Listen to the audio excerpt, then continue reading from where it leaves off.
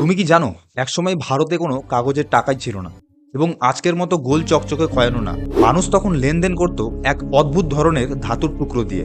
আর সেই ছোট্ট জিনিসটাই ধীরে ধীরে পরিবর্তন হয়ে তৈরি হয়েছে আজকের দিনের আধুনিক ভারতীয় টাকা।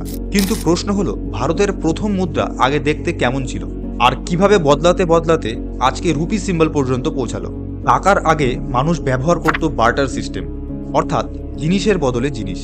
যেমন ধরুন, কেউ চালের বদলে দুধ দিত অথবা কেউ কাপড়ের বদলে শস্য নিত। কিন্তু এই সিস্টেমে একটা বড় সমস্যা ছিল, কারণ দুইজন মানুষের প্রয়োজন সবসময় এক হতো না। তাই ধীরে ধীরে মানুষ এমন একটা জিনিস খোঁজা শুরু করলো যেটা সবাই অ্যাকসেপ্ট করবে।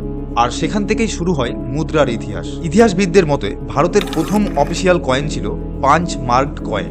এগুলো প্রায় খ্রিস্টপূর্ব 6ষ্ঠ শতকে ব্যবহার শুরু হয়, মানে আজ থেকে প্রায় 2500 বছর আগে। এই কয়েনগুলো আজকের মতো গোল ছিল না, এগুলো ছিল ছোট রূপার টুকরো যার উপরে বিভিন্ন সিম্বল হাতুড়ি দিয়ে পাঞ্চ করা হতো। তাই নাম হয়েছিল 5 মার্ক কয়েন।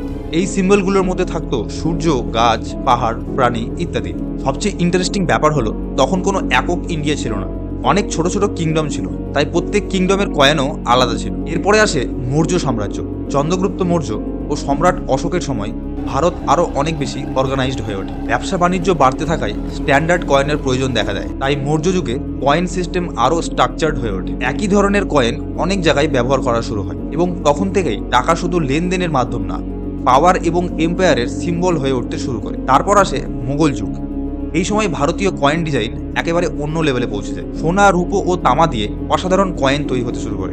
এই কয়েনগুলির উপরে থাকতো পার্সিয়ান লেখা, সম্রাটের নাম ও সুন্দর ইসলামিক ক্যালিগ্রাফি। এই সময় সবচেয়ে বড় পরিবর্তন আনেন শেরশাহ সুরি। তিনি চালু করেন রুপাইয়া। আজকের রুপি শব্দটি সেই রুপাইয়া শব্দ থেকেই কিন্তু এসেছে। এই কয়েনের ওজন একদম ফিক্সড ছিল, ফলে ব্যবসা করা আরও সহজ হয়ে ওঠে। এরপর ব্রিটিশ ইস্ট ইন্ডিয়া কোম্পানি ভারতে পেপার কারেন্সি জনপ্রিয় করে। প্রথম দিকে বিভিন্ন ব্যাংক নিজেদের নোট ছাপাতো, পরে ব্রিটিশ সরকার এই কারেন্সি সিস্টেমের পুরো কন্ট্রোল নিজের হাতে নেয়। তখনকার নোটে থাকতো কিং জর্জের ছবি ও ব্রিটিশ সিম্বল। এই সময় ইন্ডিয়াতে মডার্ন ব্যাংকিং সিস্টেম ও প্রিন্টেড নোটের ব্যবহার শক্তিশালী হয়ে উঠতে শুরু করে। 1947 সালে স্বাধীনতার পর ইন্ডিয়া নিজের কারেন্সি আইডেন্টিটি তৈরি করতে শুরু করে। ব্রিটিশ সিম্বল সরিয়ে নোটে আসে অশোকা পিলার, পরে মহাত্মা গান্ধী সিরিজ, আর 2010 সালে আসে আজকের ফেমাস রুপি সিম্বল।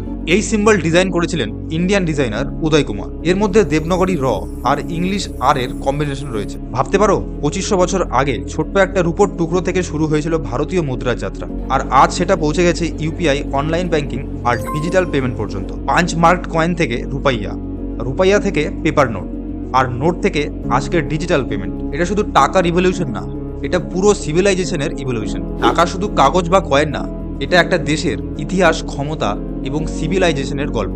আর সেই গল্পটাই আজ প্রতিদিন আমাদের পকেটে ঘুরে বেড়াচ্ছে। ভিডিওটি ভালো লাগলে অবশ্যই একটি লাইক করো, আর এমন আরও হিডেন ফ্যাক্ট ও হিস্ট্রি জানতে চাইলে চ্যানেলটিকে সাবস্ক্রাইব করে রাখো।